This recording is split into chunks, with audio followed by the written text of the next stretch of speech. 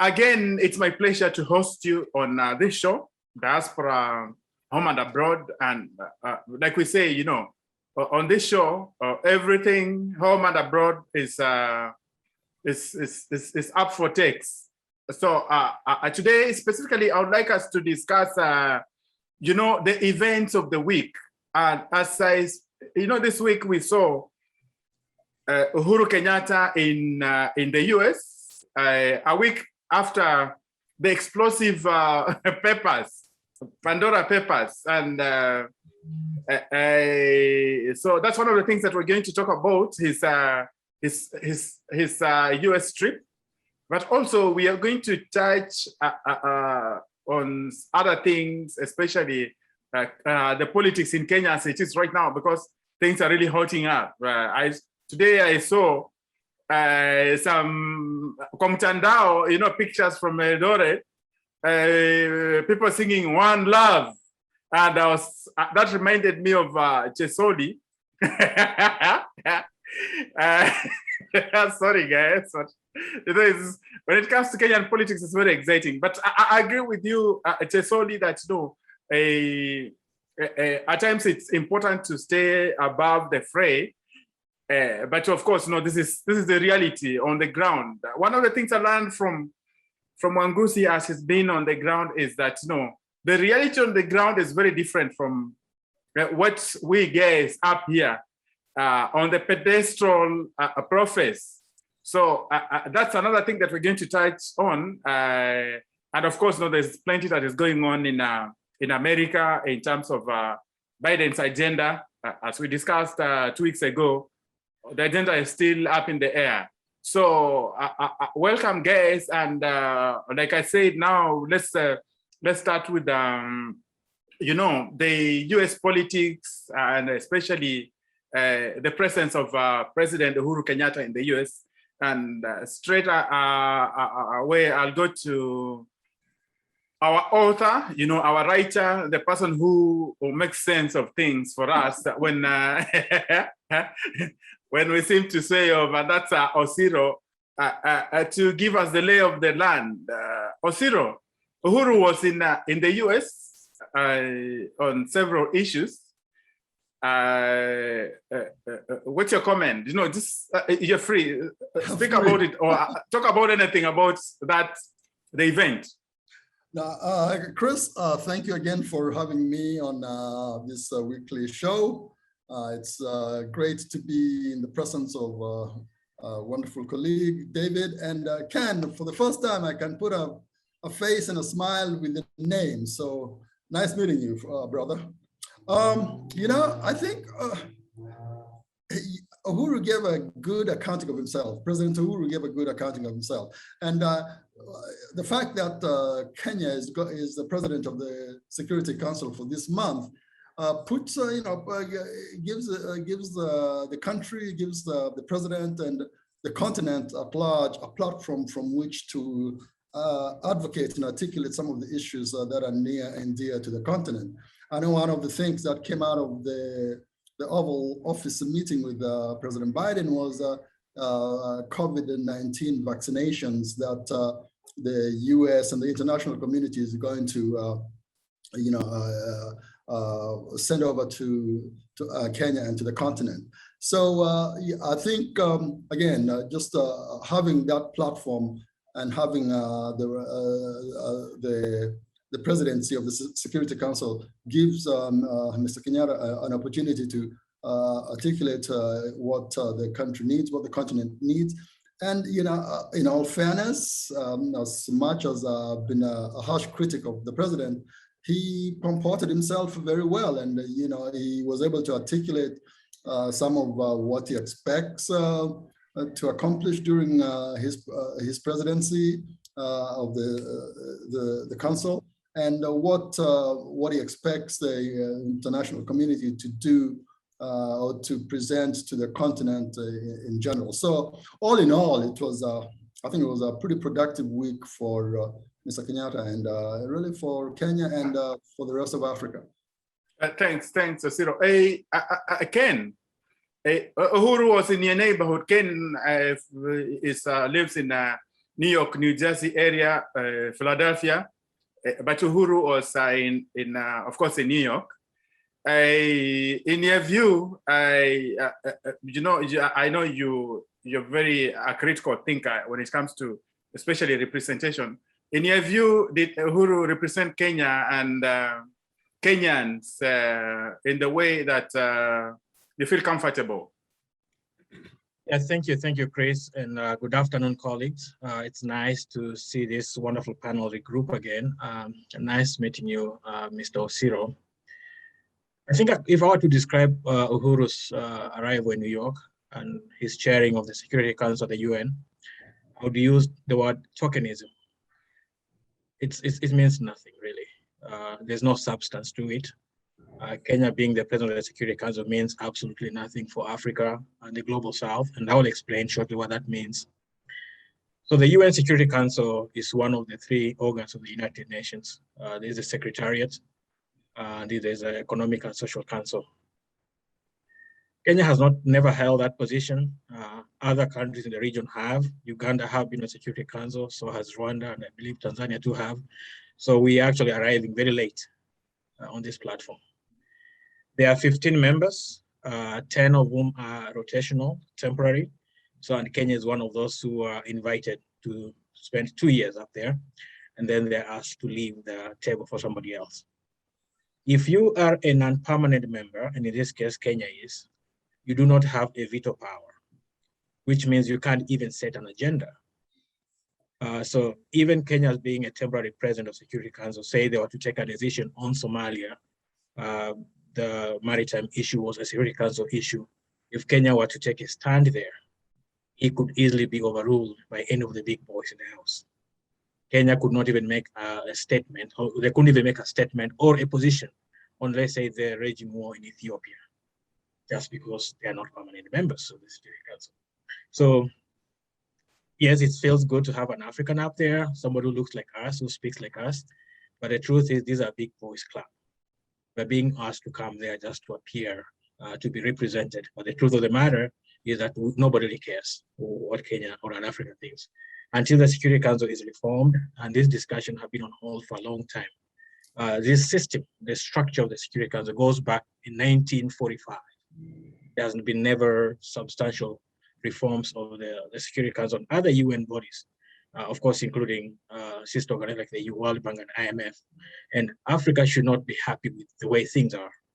We should be asking, when are we going to get a permanent seat at the table so we can also wield the big stick and set the agenda and make issues that affect us. As it is now, it's just the US and this other club of members. The way I put it is those who won Second World War plus China are the ones who are ruling the world. The rest of us are basically asked to come and speak, to make it put smiles on people's faces, but it means absolutely nothing. It's tokenism. And by the way, for our viewers, you know, Ken worked at the UN. He actually works in the Kenyan office at the United Nations. So these things, when he talks, he's an authority. He's talking about something that he knows. But let me bring in my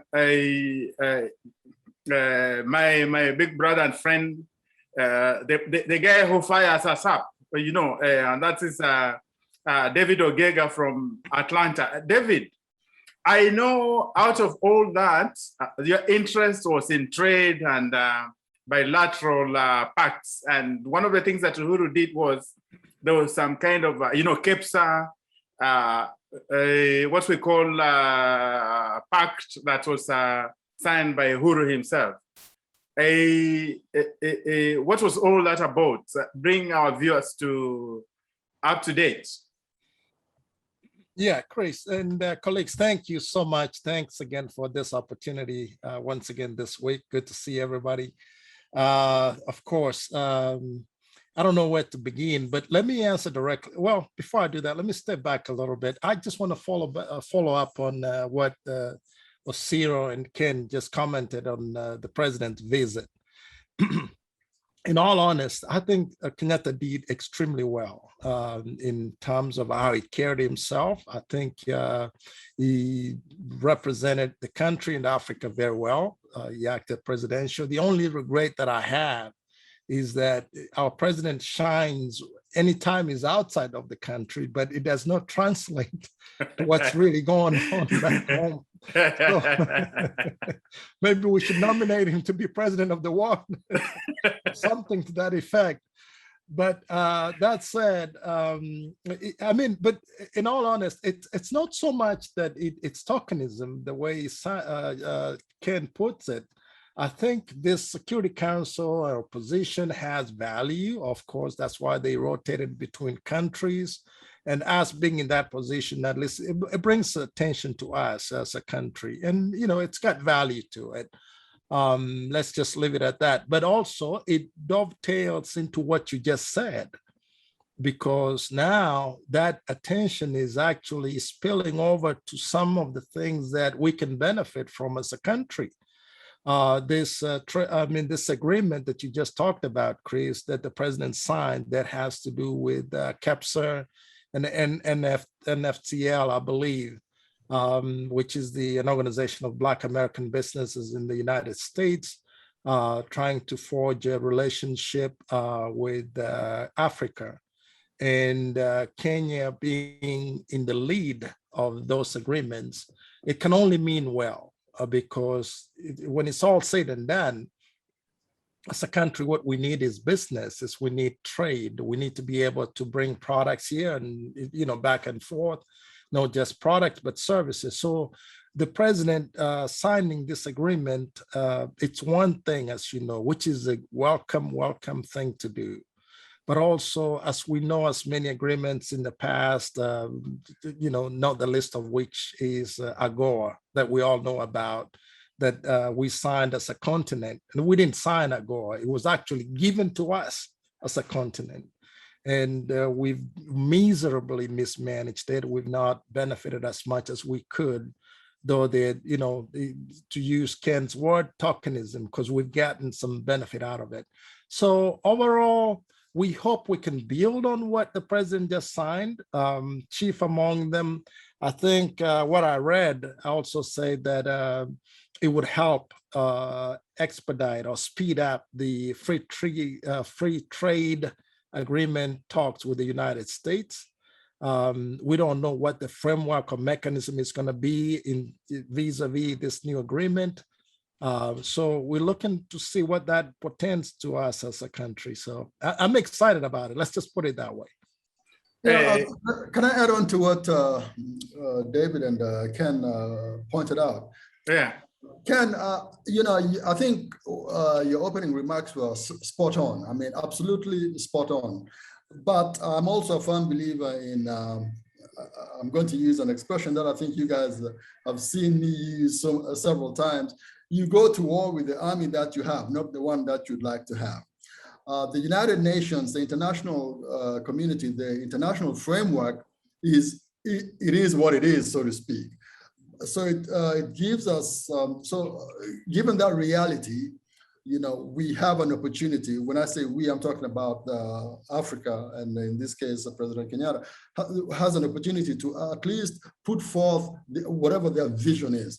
Now, whether or not that vision is going to be implemented or taken into account is a completely different discussion. But at least the presidency of the Security Council and the rotational 2-year membership for the non-permanent members gives the continent an opportunity to basically articulate its perspective.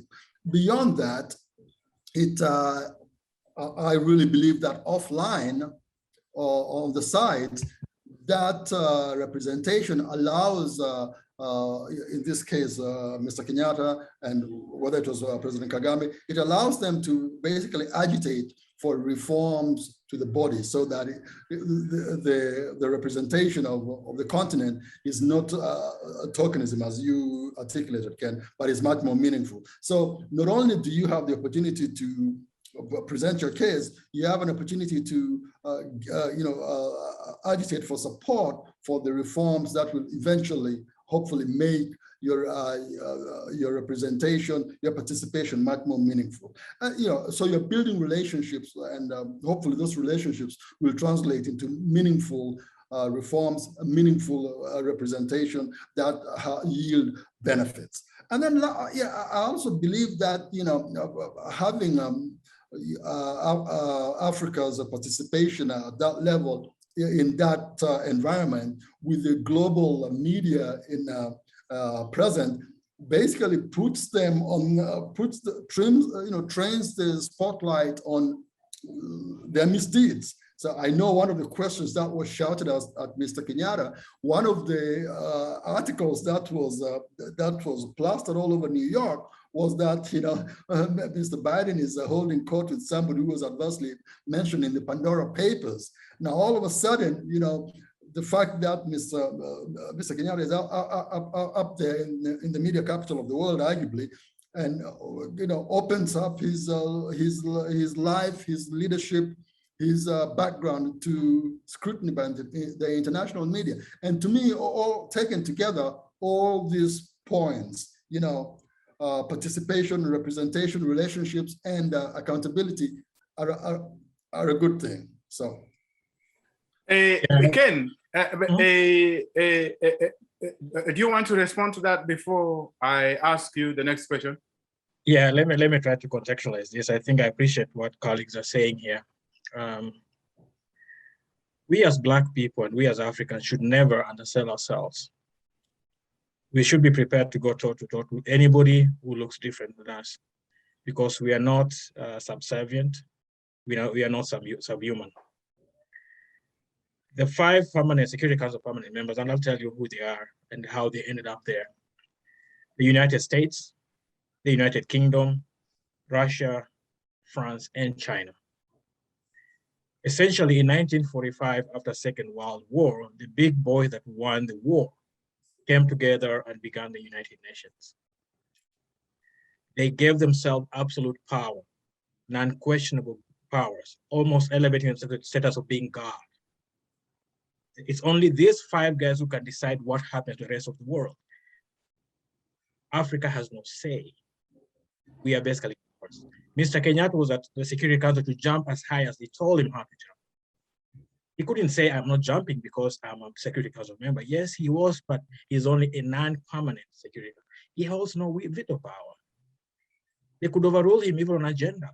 They could even overrule his statement, what he was going to say. They could tell you, you cannot say that. But yet he's being given a chair, a seat at the table. Now let's look at the numbers. How did China become a member? Before China was a member of the Security Council, that seat was held by Taiwan, a small, tiny island. And China told them this: 1 out of 6 humans on this planet is Chinese. Unless you put us at the table, meaningfully, we are not engaging with the United Nations. And China threatened to walk away from the UN structure. And they went begging and said, please come. And they offered China the seat that was held by the tiny island of Taiwan. What am I saying? I'm saying that Africa has 1.3 billion people. UK has fewer people than Ethiopia. France has about 65 million people or fewer. So why are we having these few nations, these few Caucasian countries, still dictating to us, people of color that are a super majority on this planet, on what to do? I feel like it's time for Africa, it's time for Latin America, it's time for Asia to be given a fair representation. Mr. Kenyatta would have ventured there, would have said, we've had Black people on the Security Council. We are not, in fact, by the way, it may be exciting to Kenya that we are at the Security Council, but the truth is, there are always African countries at any single time at the Security Council. And it has been like that since 1945. Question for you is this: what do you remember an African country ever moving at the Security Council and being impactful for all these years? You will not come up with a single item. But I think, Ken, you're contradicting yourself. And maybe, Chris, if let me just point out the contradiction. On the one hand, you're saying that there's nothing that the non-permanent members can do without the permanent members basically agreeing to.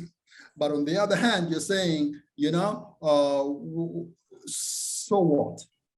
Well, what I'm saying, what I propose to you is that the fact that they're at the table, the fact that there's representation gives them an opportunity to start having those sideline discussions to basically agitate and really this dovetails with your point. It gives African countries the opportunity to start agitating for the changes, the reforms that they'd like to have offline. And hopefully, a critical mass of African countries will be able to gain the support of like China for sure, Russia. I mean, those are the two permanent members who normally side with the developing countries. What I'm saying is this: I'm saying that the representation allows the non-permanent members to argue their case, even if it's offline, and hopefully over time, we will see a tipping point of support for the reforms that will make these non-permanent members permanent members. But let me add to what you just said, because I also have a different view than Chesoli, because the United States, United Nations premise was really set to prevent war. That was the primary basis why we had the League of Nations after the First World War, and then the United Nations after the Second World War, right? And therefore, from that standpoint, as part of the process or the structure to prevent further conflict, it was the United Nations Security Council, right? So to me, it would make more sense how it's composed. I mean, there's a case to be made that it needs to be expanded so that there's more permanent members that, make those decisions. And it's not to say that there are no permanent, that only those 5 members make decisions, as you allude to, Chesoli. I don't think that's the case.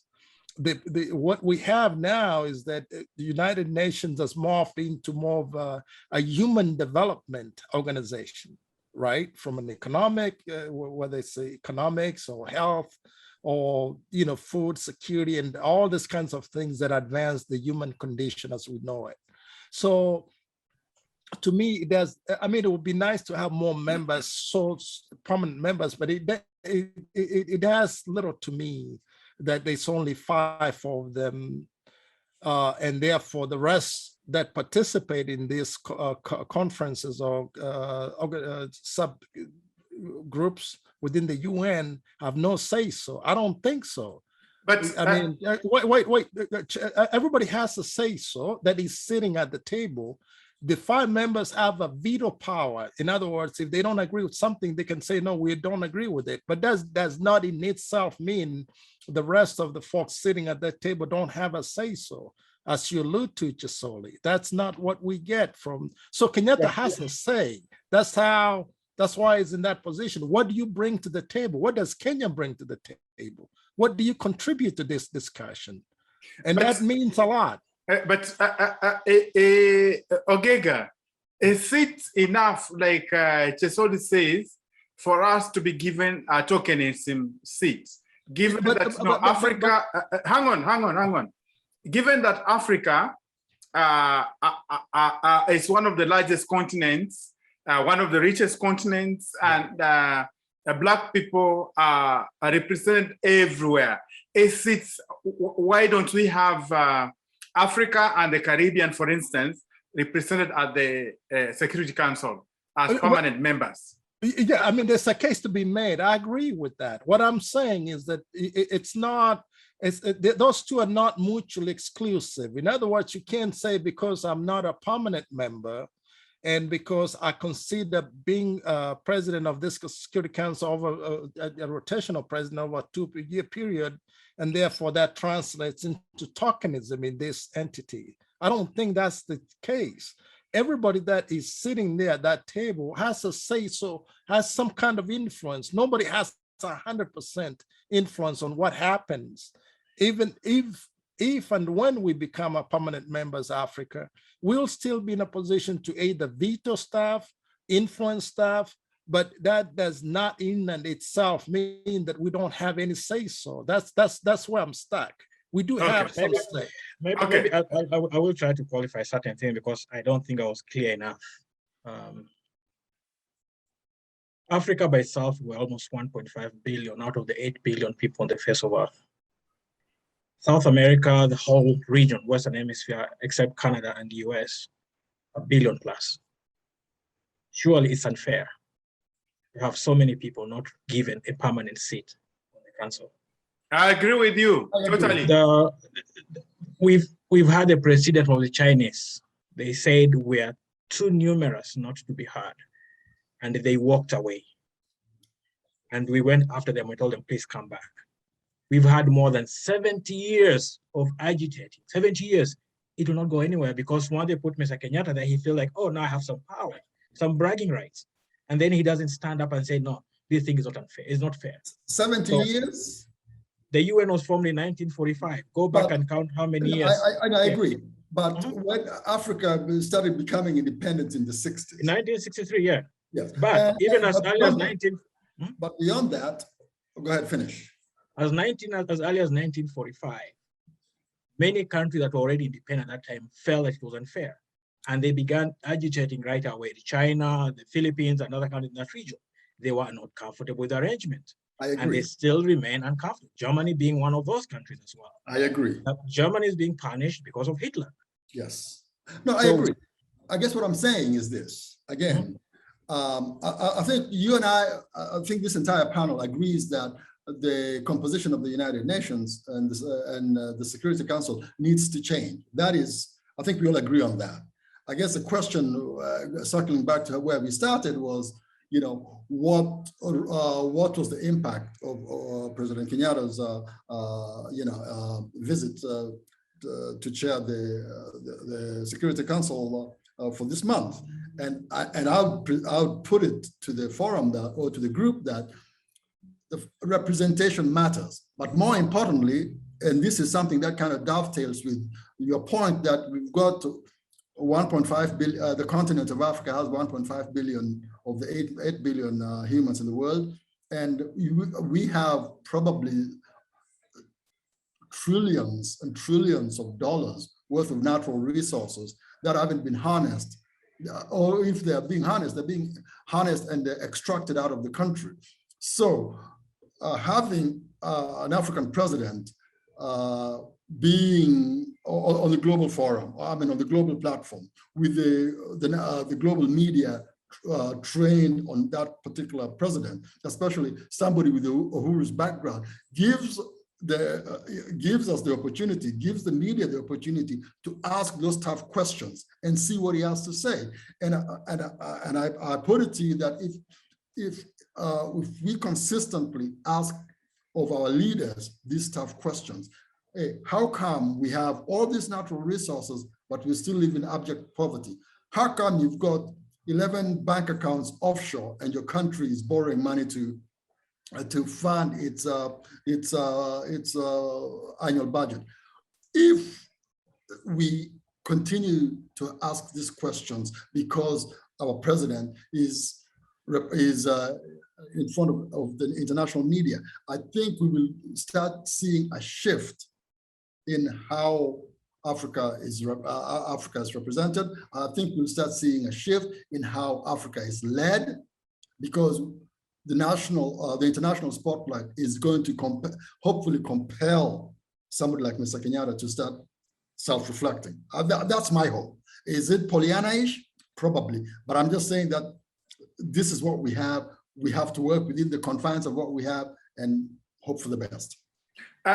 David, I'm very excited by the issues that Chesoli is raising here today, because apart from just being 1 point, let's give it 1.3 billion humans on Earth, and apart from being that Africa currently, as it is one of the richest continents in minerals. In fact, I'm told that if these people didn't go to Africa to extract minerals, I wouldn't even have my phone, my iPhone. You know, there's something that runs my iPhone that that is from Africa. So given that, I think, or put it differently, don't you think there's a case to be made as to have African representation, or at least an African country to represent, to be represented at the Security Council? Well, yeah, but you put it very aptly, Chris. Well, first of all, let's make the distinctions clear. We do have representation both at the UN and both at the United Nations Security Council. Otherwise, we wouldn't be having Kenyatta's president or Kenya's president in the next couple of years, right? So I guess the import to all this is that, do we have enough of that representations? And I think if you go by what the definition is vis-a-vis permanent membership, right? So that you would have veto power, because that's really what it boils down to. When you're a permanent member, then it means you have veto power. You can stop something you don't like from going forward.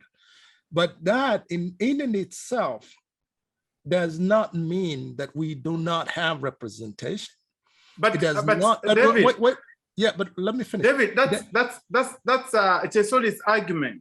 That Yeah, it's I not know. enough. It's not Yes. enough just to have that tokenism seat at the, Yeah, but at the UN. what I'm saying though, for the purposes of the United Nations Security Council, which is primary purpose or mandate is to preserve peace, right?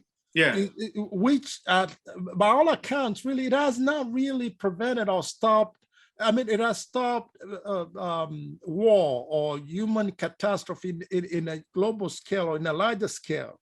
But that has not in itself solved a lot of the problems we have. Neither has it, or nor has it prevented nations that have disputes from going to war with each other if they wanted to. They still make references to the United Nations Security Council, but countries have still self-determinations, either way you look at it. I am with Chesoli on everybody that says, let's expand the permanent membership. Maybe let's make it 6 or 10. Let's give it to the African Union. Let's at least have one for Africa, because we have the numbers, they strengthen numbers. All I'm saying is that in itself cannot be a reason why we can we call it tokenism, because we've been part of the process anyway as it is. Maybe not as influential because we don't have the economic wherewithal to influence decisions. Because if you look at who's making those decisions, this is the rich guys. I mean, they have the power. They can either buy those votes if they wanted to. They can, they can influence them. They can give aid and say, we give you so much. Chesoli, So, don't we have the wherewithal? Yeah, I don't think it's by accident that Africa has not been given a Security Council permanent seat. And there's a reason for that. There are 193 independent member countries at the UN, 193. Africa as a bloc has 54 nations. There's no single region with so many members within the United Nations. Every single entity at the UN has been democratized. We have the programs and funds. Africa is well represented there. We have no issues. We have the General Assembly. Africa is represented fully. We've had African presidents serving as heads and president of the General Assembly. We have no problem there. We have the Economic and Social Council that talks about development issues. And Africa is fully represented there. We've had African presidents serving as the president of ECOSOC. When it comes to the Security Council, Africa is given a token seat, 2 token seats that are rotational. We always have 2 black faces there. So Kenya is just one of the many faces that have gone through those corridors, but they mean nothing. When you go to Congo, there's a big airport inside of Congo. Every single day, flights land in with light weapons and arms, every single day. And then they fly out our minerals. Now, Kenya cannot go to the Security Council and say, let's find out who the owner of these flies are and put them on a no-fly zone, because that's a Security Council issue. They'll tell him no. US or Russia or France will say, veto power, end of the road. But okay, if Africa had a seat, then there'll be a stalemate. Then we'll force those people to have a conversation with us, telling them, please keep your weapons to yourself. We don't want them in Africa. Okay, now let's just I'll take you up on that point of the planes that basically ferry arms into Central Africa to perpetuate the war and then fly back with the strategic minerals in the region. Can you imagine? Can you imagine if any one of those leaders, African leaders who've occupied the presidency of the Security Council for the 2 years that their country has been chosen, can you imagine if they harnessed the 54 African countries as a voting bloc and said, hey, you know, let's use the Chinese model that they used back in whenever China in the 50s. Let's use that model and basically vote as a bloc and force the issue. Can you imagine what would happen if Africa basically under let's use President Kenyatta because that's where we started. Can you imagine if he offline or on the sides went to each African country and said, hey, let's marshal our resources together, our votes together, and basically pull what China pulled in the 50s and force the issue of a permanent representation. What do you think would happen? It will never happen because again, it's tokenism. No, we're like little kids being given candies. Unless Mr. Kenyatta is being bet a small position, come and be president of the Security Council for a month, and we are tripping, we're excited, we think it's a big deal. The point is, let's just call it what it is. It's meaningless, pointless engagement. Stop it. No. Wait. Walk away from it, like the Chinese did. Walk away. No. It has no value to us. No, it's got okay. No. I mean, come on. Dave, just give me 1 minute. Just let me. Ken, in order for the walk away to be meaningful, it has to have a tipping point. Yes. And that is where the leadership of the African who is sitting as the president of the Security Council becomes critical. So again, imagine Kenyatta basically getting all the 54 African countries to walk away. The point is for them to have that mindset, we need to have a radical idea. And I'm here to radicalize you, to tell you that this is how things are. Tokenism, don't be happy with tokenism. No, you're not answering. Tokenism, he thinks it's a big deal, but you haven't answered my question. Can you imagine a leader, an African leader, basically saying, you know what, let's walk out as a bloc? We had a chance when they cornered and killed Muammar Gaddafi of Libya, being one of the sitting president of Africa to be killed out of office. And the African Union, back then, they tried to plead with Secretary Hillary Clinton and President Obama, saying, please, we want to pursue diplomacy. Before you drop your bombs, let's talk out. Let's hash and discuss this. And basically, they were overruled. 3 presidents were flying into Tripoli. The flight was told to turn back, or they'll be blown out of there. And they prevented that negotiations from happening. You may think it was a celebration, it was a win for the aggressors to remove Gaddafi, but the truth is, Libya disintegrated. North Africa has been loyal. You haven't answered my question. Let me finish. If Africa had a Security Council seat, like say the Chinese, for example, they'll say, no, we are not allowing this to happen on the continent. Would have saved lives, would have saved the economy, would have pushed Gaddafi out one way or another, and Africa would be stable like Europe. You can never develop if you allow people to come in and have you killed and destroy your economy, destroy your infrastructure, that they're doing. Security Council seat will allow us to be able to walk tall, to think like them, and to go to. For now, we're being to the kids. Yeah, but it's just solely. I'm glad you raised the Gaddafi issue, because now it sounds like you're premising it on the assumption or presumption that it's the United Nations Security Council or the United Nations that sanctioned Gaddafi's killing, which is not the case. In other words, wait a minute. In other words, the United Nations Security Council would not have stopped what happened to Gaddafi, because if that's the argument, then they would have also stopped the, the Arab uprising around the same time. That had nothing to do with the United Nations or the United Nations Security Council. So I'm just saying the premise is wrong. Because, you don't understand. No, you don't understand. No, I understand exactly what happened. I will explain to you. I don't No. Listen, it's my turn now.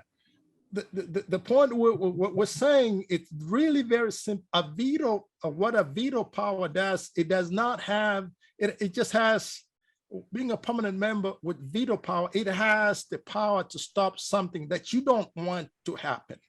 In order to stop something from happening that you don't want to happen, it literally has to come in front of you, so that a decision can be made and said, we are voting on this, right? We're taking action on such and such, but we do not want that to happen. Or something is happening somewhere in the world, and as the United Nations Security Council, we're going to take action, militarily or otherwise, or whatever action that comes out to be.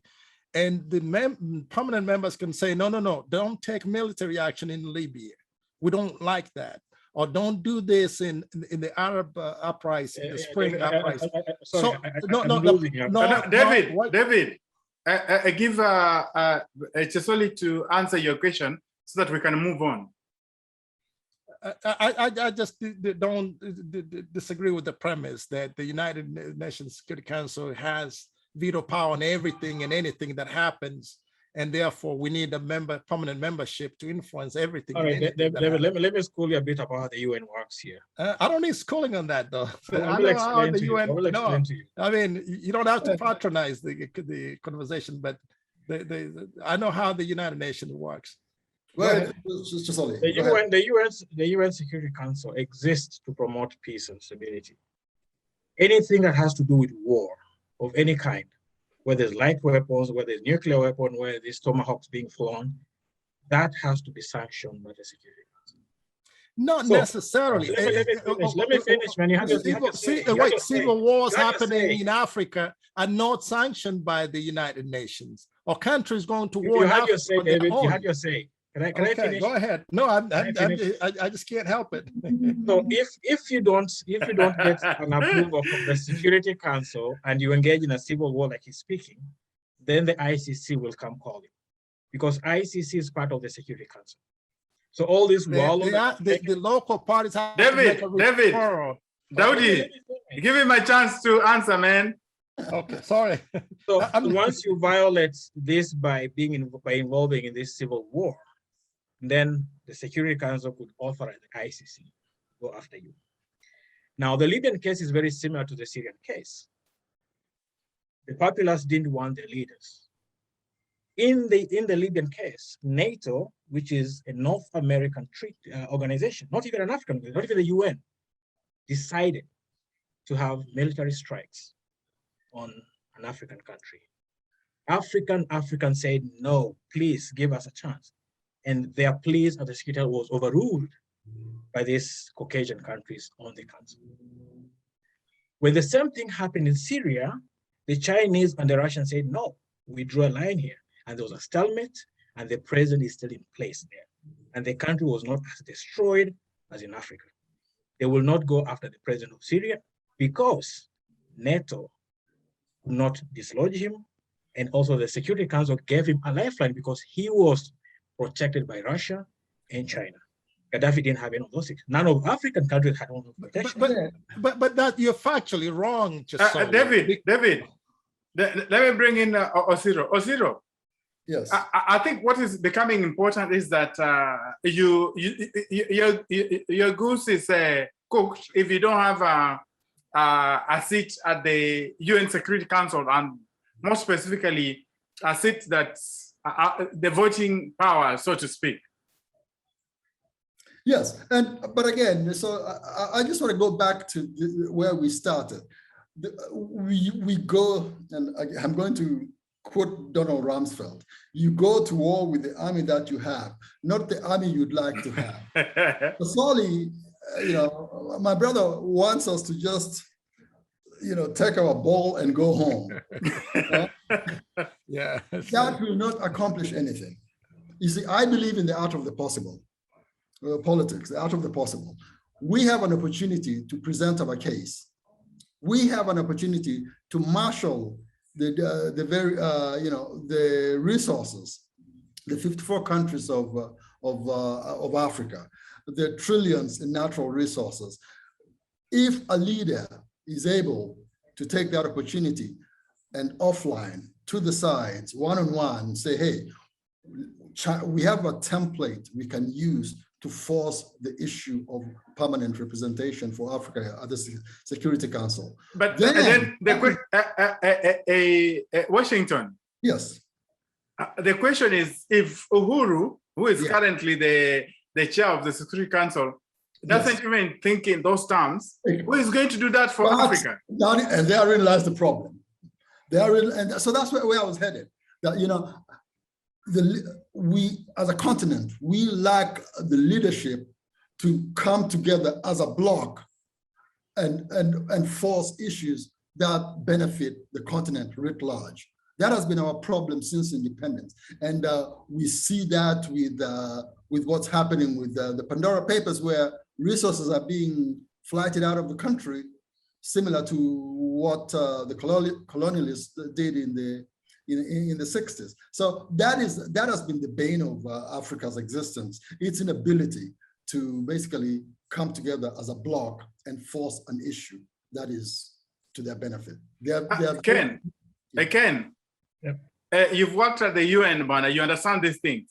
Going forward, because listening to you and listening to you guys, it becomes apparent that Africa needs to really claim its stakes at the highest office in the world and at the UN,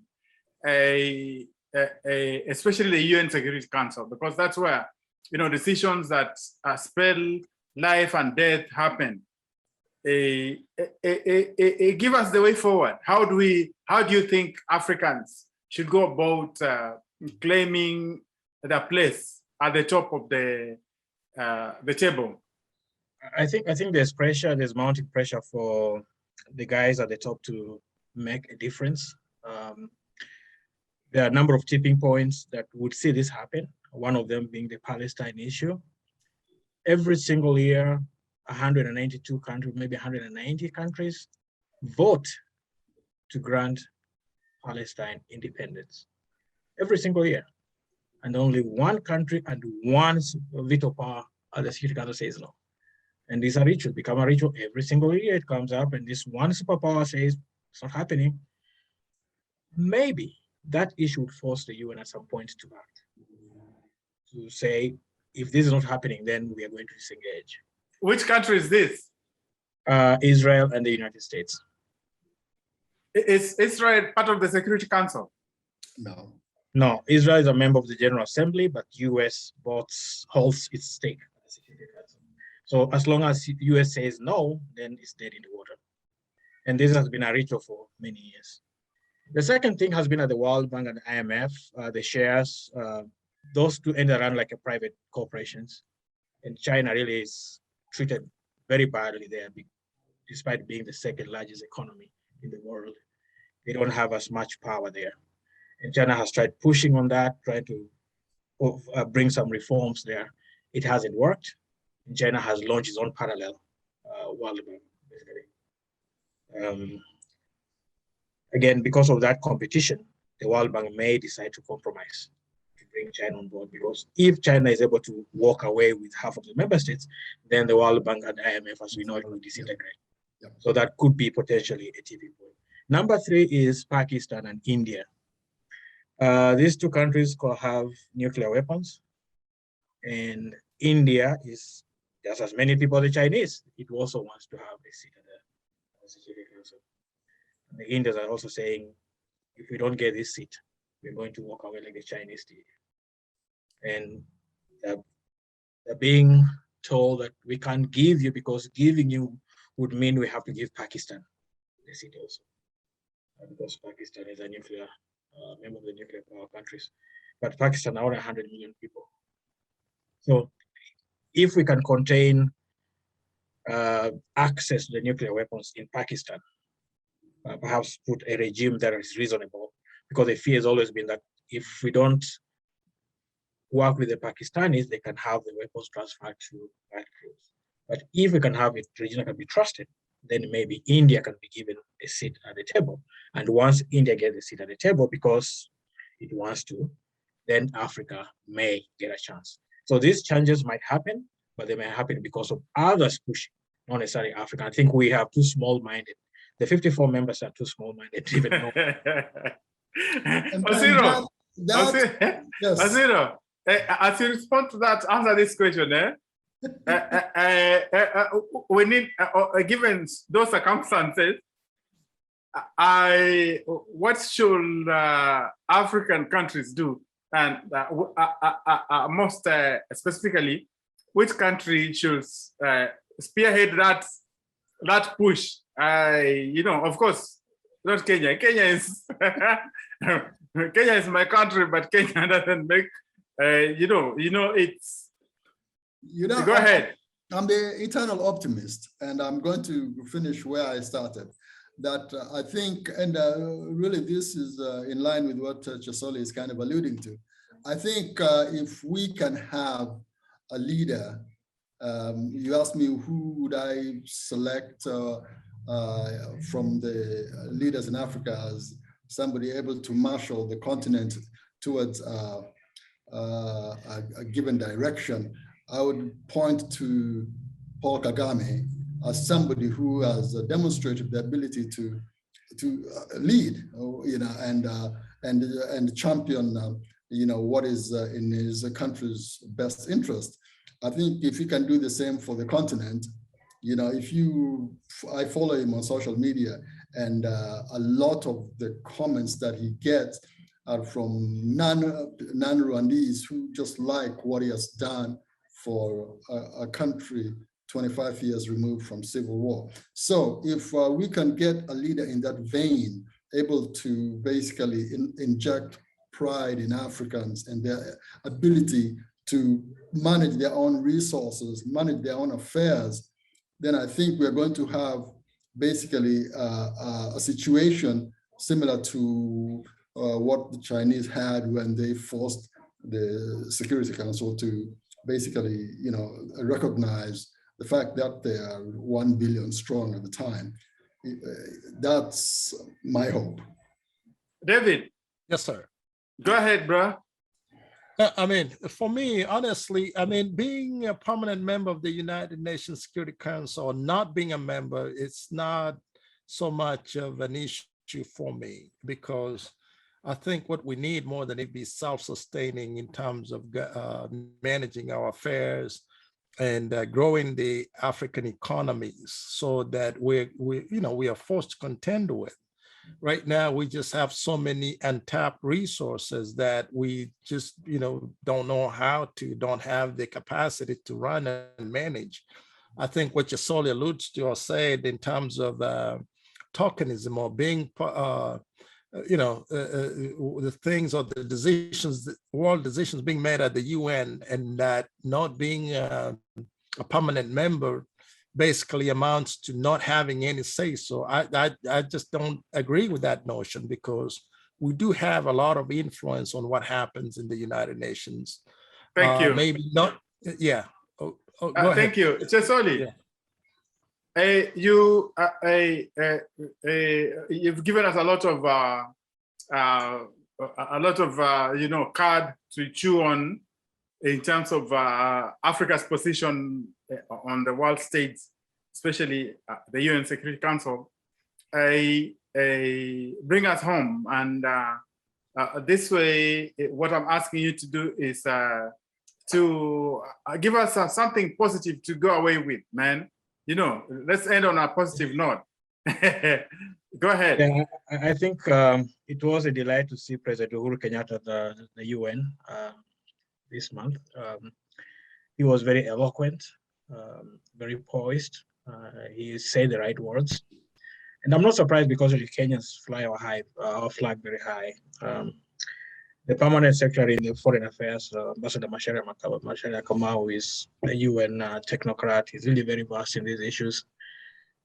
So Kenya, when it comes to international relations, I think Kenya is one of the best countries that have the talent. We know what to say at the right time. The only problem that we have we are confined in a cage. And we must start thinking, how can Africa break free from this restriction that have been put upon us by people who are not ourselves? And until that happens, we'll just be running circles in this case that has been very limiting to us. So I would want to see a process where Africans, particularly young Africans, can start asking these serious questions. Why are you limiting us? Why are you putting this restriction on us, but not on your people?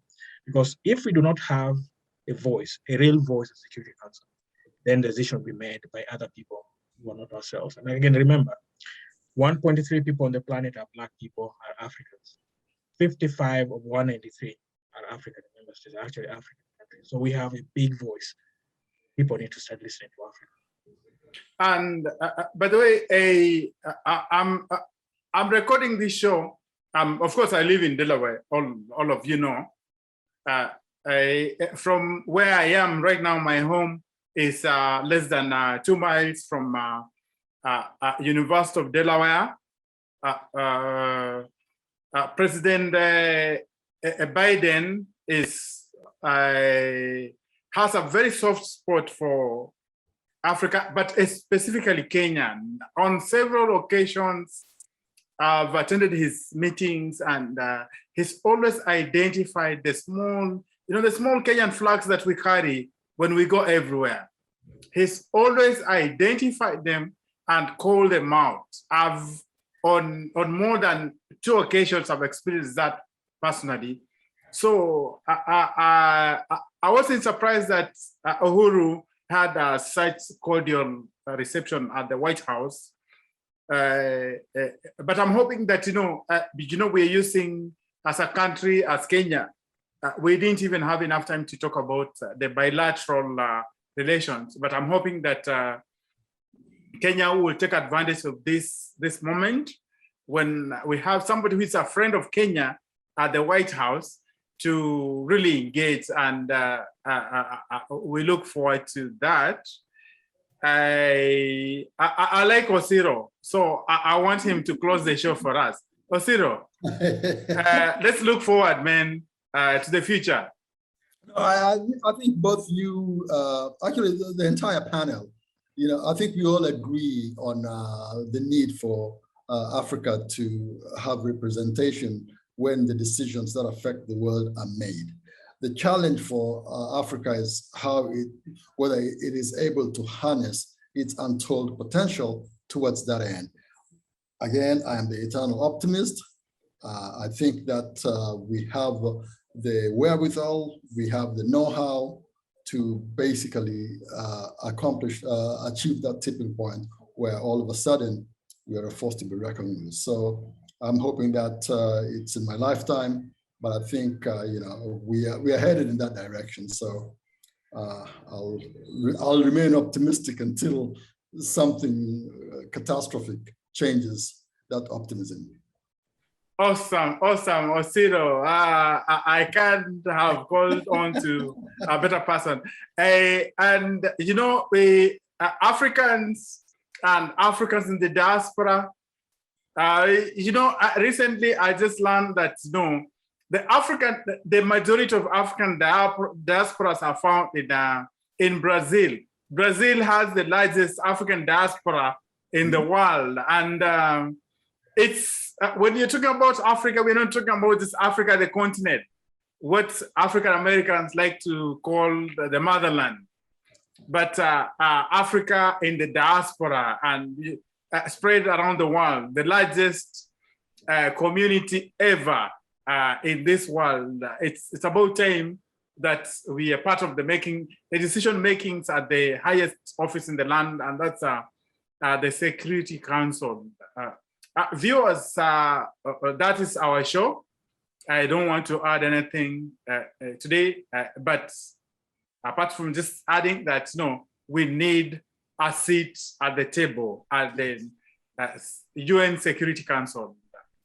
Thank you very much, my panelists today. Washington Osiro from, initially, he lives in the Bay Area, but right now he's working in Atlanta, the Atlanta large area. I also want to thank another man from Atlanta, and that's David Ogega. David Ogega is the man who fires us up on the show. And today I'm also happy to host the the voice of reason, the guy who works at the UN. So with these issues, when we are talking about the UN, he's been there, he understands it, and his word is law. And that is Kennedy Chesodi from New York. From me and my panelists today, see you again next week as we bring you more stories from diaspora, home and abroad.